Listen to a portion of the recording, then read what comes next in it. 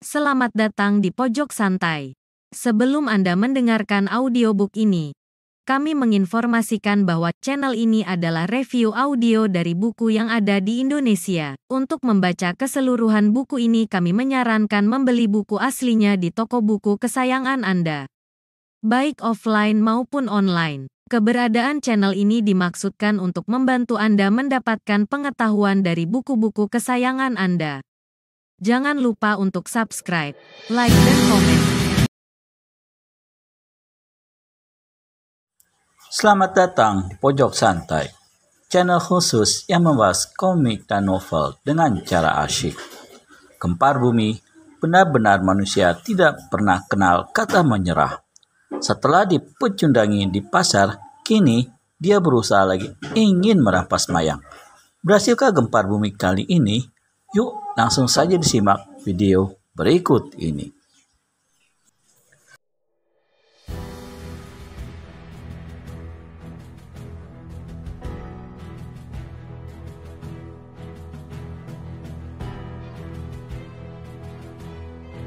Jangan menyesal kalau kalian ku hajar babak belur. Lalu dia melompat dengan cepat dan gerakan kedua tangannya. Dua orang terpekik. Yang pertama, anak laki-laki pagar alam. Kayu di tangan anak itu mental. Tangannya yang kecil laksana tanggal dan persendiannya. Tubuhnya mencelat dan terguling di tanah. Kepalanya terbentur roda kereta, terus pingsan. Orang kedua yang terpekik ialah Malin, si kusir bendi. Gempar Bumi yang merasakan sambaran angin di belakangnya sudah maklum kalau dia mendapat serangan dari arah itu. Karenanya, begitu melompat dari punggung kuda, Gempar Bumi laksana kilat hantamkan sikut kanannya ke belakang. Wus, krak. Suara krak itu hampir tak kedengaran karena pekik setinggi langit yang keluar dari tenggorokan Malin. Tulang iganya sebelah kanan patah menjadi dua buah. Tubuhnya mental sampai satu tombak. Wus. Begitu jatuh, dia sudah tak sadarkan diri lagi. Pertempuran kini berjalan jauh dari kereta. Meskipun Parga Alam memegang sebuah lembing, namun dia tak bisa berbuat suatu apa. Karena dia tak bisa berdiri, apalagi berjalan dari dan turun dari kereta. Otomatis pertempuran itu kini hanya berjalan satu lawan satu, yaitu Gempar Bumi menghadapi Mayang. Tingkat kepandaian Mayang jauh lebih rendah dari lawannya. Maka dalam setengah jurus saja, gadis berparas jelita yang telah membuat Gempar Bumi tergila-gila itu terdesak hebat. "Gadis cantik," kata Gempar Bumi dengan senyum mengejek. "Kalau saja kau serahkan dirimu secara baik-baik, pastilah." Gempar Bumi tak bisa melanjutkan ucapannya. Sebuah benda panjang berdesing ke arahnya. Ternyata lembing yang dilemparkan dengan sebat oleh pagar alam dari atas bendi. Gempar Bumi rundukkan kepala. Lembing itu lewat di atas kepalanya. Pada saat yang sama, kaki kanan Mayang menderu ke arah dadanya. Us! "Mayang, terpaksa ku akhiri segala kehebatannya ini," kata Gempar Bumi. Ditangkapnya kaki kanan dara itu. Dengan kalap, Mayang membacok ke bawah. Us! Gempar Bumi angkat kaki sang dara. Akibatnya, Mayang terpaksa tarik pulang bacokan goloknya karena kalau diteruskan pasti akan membabat kaki kanannya sendiri. Begitu serangan ditarik, begitu Gempar Bumi gerakan tangan kiri.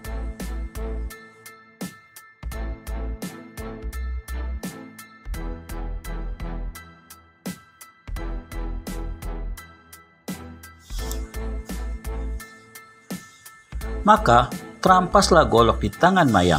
Gempar Bumi lepaskan kaki kanan lawan. Dengan tangan itu, dia segera hendak menotok tubuh Mayang. Tapi secepat kilat si gadis jatuhkan diri di tanah lalu berguling. Ketika bangun lagi, tangannya sudah tergenggam lembing yang tadi dilemparkan ayahnya. "Batang lehermu dulu akan kutembus, baru aku larikan diri," jawab Mayang. Lalu kirimkan satu tusukan kilat ke leher lawannya.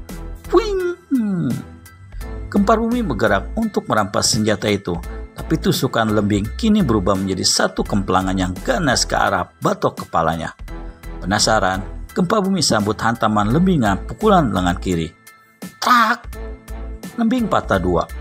Bagian yang runcing mental ke udara, sedang yang lainnya masih tergenggam di tangan Mayang, dan dengan patahan lembing itu, si gadis bertahan mati-matian. Tapi sampai beberapa lamakah dia dapat mempertahankan diri?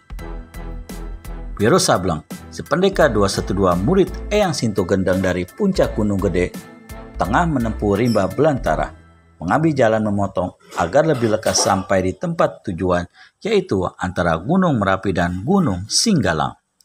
Lapat-lapat didengarnya suara orang membentak beberapa kali yang diselingi suara seseorang yang tertawa gelak-gelak.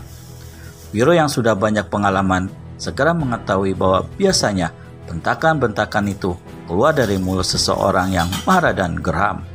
Sebaliknya, tertawa mengekeh keluar dari mulut orang yang mengejek kemarahan dan kegeraman orang pertama tadi. Nah, suasana seperti itu hanya ditemui dalam satu perselisihan yang kemudiannya akan berkelanjutan dengan perkelahian atau pertempuran. Karena pohon-pohon sangat rapat, semak belukar sangat lebat, agak sukar bagi Wiro untuk bergerak. Dalam pada itu, didengarnya dua jeritan sekaligus. "Ah!" Wiro mempercepat langkahnya dan tak peduli lagi pakaian yang cabik-robek dikait ranting semak belukar. Dia yakin bahwa di tempat yang hendak didatanginya itu telah terjadi perkelahian. Yang mengherankannya ialah karena satu dari dua jeritan itu kedengarannya seperti jeritan anak kecil. Ketika dia sampai di satu tepi jalan kecil yang sangat buruk, terkejutlah pendekar ini menyaksikan pemandangan yang terbentang di depan matanya. Adalah tidak dinyananya kalau yang bertempur adalah seorang laki-laki tegap melawan seorang dara jelita. Keduanya sama berpakaian hitam, cuma pada bagian dada baju laki-laki terpampang gambar kepala harimau warna kuning. Yang lebih mengejutkan Wiro Sableng ialah karena laki-laki itu bukan lain manusia berkumis melintang yang tadi di pasar hendak melarikan gadis itu. Dan si gadis sendiri adalah orang yang telah ditolongnya secara diam-diam ketika mau dilarikan. Rupanya si kumis melintang yang bernama Kempar Bumi itu sudah nekat untuk membawa lari si jelita, hingga dalam perjalanan pulang si gadis telah dihadang. Di tengah jalan kecil berhenti sebuah bendi. Seorang anak kecil menggeletak dekat roda bendi. Kemudian seorang lainnya tak berapa jauh dari situ, agaknya dia adalah kusir bendi. Dan di atas bendi tanpa duduk laki-laki bernama Pagar Alam. Mukanya pucat dan cemas sekali. Betapakan tidak, anak gadis yang tengah bertempur mati-matian mempertahankan diri dari tangan laki-laki yang hendak melarikannya, sedang dia sendiri Pagar Alam tak dapat berbuat suatu apa. Di atas bendi tak ada lagi benda-benda yang bisa dijadikan senjata untuk dilemparkannya kepada Kempar Bumi. Dalam kecemasan yang memuncak, melihat anak yang terdesak hebat itu dan tak ada harapan lagi untuk menyelamatkan diri, maka tiba-tiba dia melihat sesosok tubuh menyeruak dari semak-semak. Ternyata yang muncul adalah seorang pemuda bertubuh tegap, bertampang seperti anak-anak dan berambut gondrong. "Hentikan pertempuran!" teriak Wiro Sableng. Suara teriakannya yang menggeledek mengiang si anak telinga, mengejutkan orang-orang yang ada di situ, terutama mereka yang sedang bertempur. Pagar Alam merasakan dadanya bergetar karena kerasnya teriakan itu. Kalau tidak memiliki ilmu kepandaian tinggi, pasti hal itu tak mungkin terjadi, pikir Pagar Alam seraya menenangkan dirinya kembali. Kemunculan pemuda ini memberikan sekelumit harapan padanya. Tapi apakah pemuda ini bukan seorang bangsa jahat terkutuk pula? Melihat kepada potongan pakaian dan ciri-cirinya, nyata sekali dia bukan penduduk setempat. Kempar Bumi begitu mendengar bentakan yang menggeledek tadi, dengan cepat melompat mundur. Padahal saat itu dia sudah hampir dapat meringkus Mayang. Ketika dia berpaling di depan semak belukar, dilihatnya seorang pemuda tak dikenal berdiri dengan bertolak pinggang. "Orang Sinting, siapa kau?" hardik Kempar Bumi. "Siapa aku? Tak usah kau peduli. Lekas angkat kaki dari sini atau ku tekuk batang lehermu." Paras Kempar Bumi membesi, pelipisnya mengembung.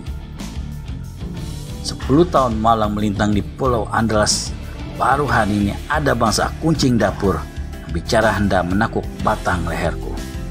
Mengetahui bahwa si pemuda menunjukkan sikap demikian, maka legalah sedikit hati pagar alam dan mayang. Jika berani membentak demikian, berarti dia memiliki ilmu yang diandalkan. Namun Gempar Bumi, seorang yang berilmu sangat tinggi, akan sanggupkah pemuda belia yang bertampang tolol itu menghadapinya? Diam-diam, kedua ayah dan anak itu jadi gelisah, harap-harap cemas. Benarkah kecemasan ayah dan anak itu? Temukan jawabannya di video selanjutnya hanya di channel Pojok Santai. Segera subscribe dan tekan tombol lonceng untuk mendapat notifikasi video terbaru dari kami. Terima kasih dan sampai bertemu kembali.